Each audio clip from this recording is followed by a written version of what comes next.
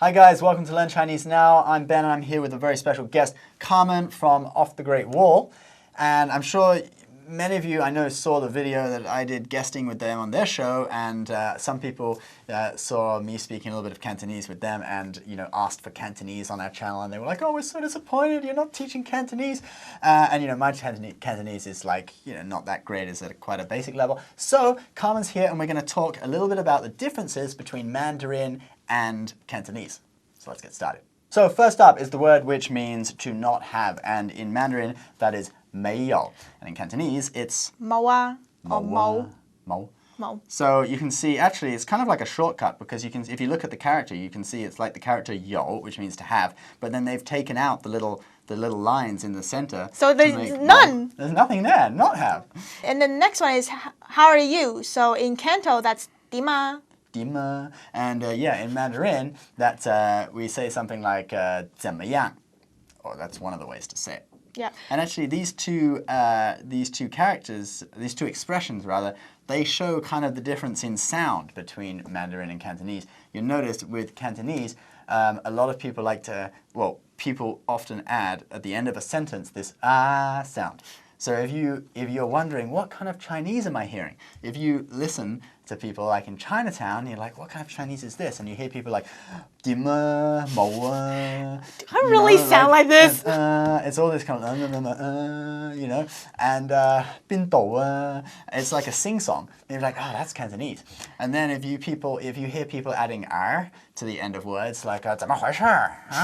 怎么事? Neighbor. That is northern northeastern. China. Yeah, Northeastern. Beijing dialect or northeastern Mandarin. And then people in other parts of China just kind of speak. Well, it depends. It's like a different region. If it's like Taiwan, they have like all cute sounds like they're like those types of sounds. Yeah, And then for like Singaporeans, they like to add la at the end. So right. It depends on which region you are, and they like to add different. It's kind of like A for Canadians, right? I don't know. I don't know anything about that. It's a joke. But anyways. Thank you. Thank you. So in Mandarin we say 谢谢. In Canton we say 唔該. But depending on how much gratitude you're trying to give, you can say 多謝 if someone's giving you a gift or giving you something. 唔該 is kind of like a favor or something small, like if you pass me a tissue or something like that, that's 唔該. And in the word 多謝, we can see that 謝 is actually the same character as the 谢 in Mandarin. So 多 means many, and 謝 or 謝 means thanks. So it's like many thanks. The verbs for both Mandarin and Cantonese are totally different as well. So for example, drink in Mandarin is 喝, and in Cantonese is 飲. And you told me that Cantonese is more similar to classical Chinese. That's right. So what happened was during the Tang Dynasty, which was from 618 to 907 AD, so it's like 1,400 years ago, starting 1,400 years ago, they spoke something kind of similar to Cantonese. And then, there were invasions from the north during the Song Dynasty, which was after the Tang. They basically lost the whole northern part, so that Chinese dialect got pushed south. And then the Mongolians invaded from the north, and China had constant invasions from the north. So the north got influenced by like Mongolian and all these other languages, whereas the south retained more pure, similar to Cantonese, to the classical ancient Chinese, spoken Chinese. So in Mandarin we say 喝 to mean to drink, and in Cantonese we say 飲, and then pronounced in Mandarin that's yin, which is actually the classical Chinese way of saying drink. So if you read Tang Dynasty poetry, for drink they would use that character. And then to eat in Mandarin we say 吃. In Cantonese they say 食. And in Mandarin, sek is pronounced shi, which actually is also, if you read Tang Dynasty poetry, you read some classical Chinese, it's also the word to eat. And there's a few other examples. So what I want to know is that back then, did the people speak Cantonese? Well, they spoke something which had a lot of the same characters as Cantonese, and had the exact same tonal structure as Cantonese. Okay. So Mandarin lacks something called the entering tone, or 入声, which is basically words ending with P, T, and K, which Cantonese has, right? Yeah. Like, ba. Yeah, ba. It's actually a glottal, in English it's called a glottal stop. You don't say the full consonant, like you don't say ba, but you kind of like ba, like kind of cut it off. and this is called, in Chinese, called 入声 or 入声. 入聲, yeah. 入聲. And, wow, I actually spoke some Cantonese pretty well, right? 入聲. And anyway, and this is what is lacking in modern Mandarin. But, so if you read Tang Dynasty poetry in Cantonese, you actually get something closer to what it originally sounded like. And it rhymes better. It sounds better. That's interesting because when I learned Tang Dynasty poetry, I've always read it in Mandarin. Because basically that's how you're taught. You're not taught in Cantonese. So maybe if I read it in Cantonese, it will be like a different flavor. Yeah, if you read it in Cantonese or Taiwanese, it sticks closer to the original. Even Taiwanese? Yeah, even Taiwanese. Because Taiwanese also has the yap sang. Oh, interesting. Yeah. All right, so another one is what? Yes? Not yes, the verb to be. To be? 是. And in Canto is hei. Hei. So this one actually is interesting because if you read the Chinese classic Hong Lou Meng, which is based on Beijing dialect, written a few hundred years ago, not that long ago, I can't remember the exact dates, maybe we can put it on screen afterwards in post-production, a couple of 100 years ago or 300 years ago, whatever, they actually used the word hai, well, pronounced hai in Cantonese, but in Mandarin it's pronounced xi, and to mean is. So even a few hundred years ago in Beijing, they were actually sticking closer to something like Cantonese. Okay, and to go down is lo in Cantonese, lo. Lo. And in Mandarin, it is xia, and this is the verb that you would use to like get off the bus, like 落车 or 下车 in Mandarin. So let's go into a little more colloquial. And for a pretty girl in Cantonese, we say 靚女. Yes, and in Mandarin we say, well, there's. Sorry, I just. He's getting embarrassed. He doesn't want to say it. The word 辣妹 came into mind, but I'm supposed to say 美女. But you can say either one. What does 辣妹 mean? Oh, well, 辣 means hot, like hot chili peppers. And mei is actually the character used for little sister. It's like hot little sister. But actually, before you get alarmed, mei is often used to just refer to a young girl, like, 20 years old. Like, so you would say, not too young, as a don't pedophile. Worry. Don't worry. No, I'm not saying we're pedophiles, but like, that's what you would say. Yeah, something like that. Why would you say that? And you hot little girl. And you can replace the la with characters for like location, like Tai Mei. Tai is short for Taiwan, so you use like hot Taiwanese girls. It's probably not saying this. Okay, I think I like Lang Loi better. It's Lang more Loi. like just pretty girl. That's it. Like, there's nothing All right. weird going on. Next one. Hot guy. So in Cantonese that would be 靚仔. Yeah, and in Mandarin it's 帅哥. 帅哥. Sorry, don't add the R sound. 帥哥. 帅哥. So what about me? In Mandarin, I'm called a 老外, which translates as old foreigner, because I'm not Chinese. Yeah, in Cantonese we call you guys 鬼佬, which means ghost dudes. What? Because your skin is so white, you look like ghosts. I'm not a ghost. Yeah, you are. You're a ghost with a big nose. That's what people call you guys. Oh. Yeah. Okay. Well, I guess there's nothing I can do about that. So our next item is the different ways that people refer to the Chinese, Mandarin Chinese language. So in mainland China, they call it 普通话, which basically means the like normalized speech. And in Hong Kong, they would call it 国语, right? No, 国语. In Hong Kong, they would call it 国语. And that's more like... 国语 is the Mandarin pronunciation. Yeah, in Taiwan, they would call that too. Yeah. And I think like people outside of Hong Kong, because the 普通话 comes from the communist regime, when they first took power, they normalized the language. A lot of people, even though it's just a language, but 普通话 is like their word. So a lot of people in Hong Kong and Taiwan don't like to use the word 普通话because they feel it has a kind of mainland China or maybe a communist flavor to it. So they prefer to say 国语 or 国语, which means is like the country's language. National language. Yeah. And I think in like maybe Southeast Asian countries, they call it 华语. That's right. In Singapore, they do. Yeah, which is like the Oriental language, right?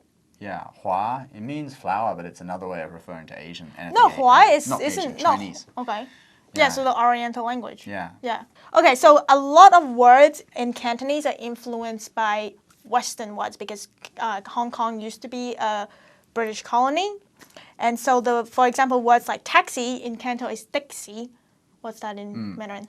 In Mandarin, in Mandarin we don't have that translation. So if you pronounce it using Mandarin, it's 的士, which sounds nothing like taxi or taxi.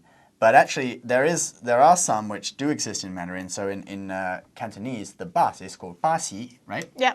And so that Mandarin pronunciation for ba xi is ba shi, which still sounds a little bit like bus. So I've seen in Taiwan on signs, sometimes they'll say ba shi, which means is like a phonetic translation of bus. Well, but what do they call taxis in Mandarin? Oh, in mainland China it's called 出租车. In Taiwan it's called 计程车. But my favorite is 小黄, which means it's like a slang way. Little yellow, because in Taiwan the taxi is yellow, so we call it. So I guess you can do that in New York as well. Yeah, 小黄. In London it's 小黑. Here is 小黄. Then another one is for salad in Canton is salad. And in Mandarin it's 沙拉. So I think the Cantonese sounds a little bit more like the word for salad, because it actually ends with a T, whereas Mandarin doesn't have words that end with T. Here we're going to illustrate how written and spoken Cantonese are different. So for example, if you want to ask where the bathroom is, in Cantonese is 洗手間喺邊度啊?洗手間喺邊度啊? And in Mandarin, it would be 洗手間在哪兒? Okay, so but if I want to say what he said in Cantonese, it will be 洗手間在哪裡? Right? And yeah, pretty much. And if I want to say what you said in Cantonese using Mandarin pronunciation, it's something like 洗手間係邊度呀, which really doesn't make sense at all. Ridiculous. All right, let's try another one. Do you know how to speak English? So 你識唔識講英文啊? In Mandarin, that's 你會不會說英文? And if I want to say what he said in Cantonese is 你會不會說英文? And if I want to try and use Mandarin pronunciation for what she said, it's going to be something like, it's going to be 你是不是講英文呀? Which doesn't really that make sounds sense. ridiculous as well. And so that just demonstrates to you the fact that, if you write in standardized Chinese, Cantonese people can understand it, but if you write in spoken Cantonese using the spoken characters, other dialects can't understand it. And you very rarely see Cantonese written down, except for in like magazines or comics, or sometimes if someone's being directly quoted in like a newspaper, they'll use the Cantonese characters, seeing as it's like a direct quote from someone. Okay, and that's actually something that we've been arguing about, the word for butter. So in Mandarin, what is butter? Well, in mainland China, it's called 黄油, which is yellow oil. Yeah, and in Taiwan, it's called 奶油, which is cream. Well, in mainland China, that means cream, but in Taiwan, it's 奶油. It means butter. Okay. And in Canton, it's 牛油. Or in Mandarin pronunciation, that's 牛油, which is like cow oil, which to me sounds disgusting, like some sort of like oil from the armpit of a cow or something like that. But cows don't excrete oil in the armpit. How do you know? Do cows even have armpits? Yeah, I mean, leg pit. I guess it's 4 legs, no arms, so it's kind of like here on a cow. Okay, fine. Yeah. But, what do you guys say for, if you're a Chinese speaker and you're from Taiwan or Singaporeans, what do you guys say for butter if you speak Chinese? We're interested to know, because we had a few people in the office and we were debating. Yeah, we were all yelling like yellow oil, cow oil, milk oil. Yeah. So we want to know what you guys say, because this is something that I was blown away that someone says 奶油, because 奶油 in Canton it's cream.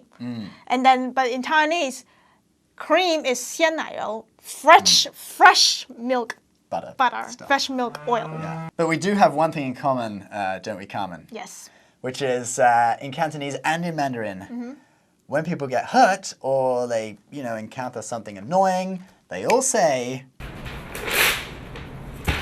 哎呀 哎呀 哎呀 喂，點啊？寫牌未啊？哎呀 $5 for a whole pizza? 哎呀 哎呀 哎呀 哎呀 In Mandarin, there's also 哎呀 Exactly the same. Exactly the same. Oh my god, I just figured that out. My mind is blown. I just figured that out. Oh my god, I'm so slow. Yeah, it's exactly the same. Oh yeah. And even I say it now, even though I'm a Westerner, I have spent so much time around Chinese people that it just comes naturally. What do people say in the West, actually? when they hurt themselves or something. Ouch. They go, oh, ow. Ow. Yeah, it's so much cooler. Yeah. Actually, when I sit down after a long day, it's like, oh, Yeah. But in Taiwan, there is actually a separation because guys, when they hurt themselves or they stub their toe, they say, yeah. But girls, they say, ayo. Ayo. Different character. Ayo. They can say ayo. And if you're a guy and you say ayo, it's kind of like a little bit of a girly word. Like you're not really supposed to say it. So guys say aya and girls say ayo. Oh, well, that's lame. Well, thanks very much for joining us today, Carmen. And this may pave the way for a new series, right, on learning Cantonese? Maybe. There may be some persuading to do. Anyway, guys, thanks very much for watching. 再见. Bye. And you can check out a special edition of this video on Carmen's channel where we explain a little bit of bonus vocabulary, some extra words that weren't included in this video. So do be sure to check that out. You can click the link on screen right here.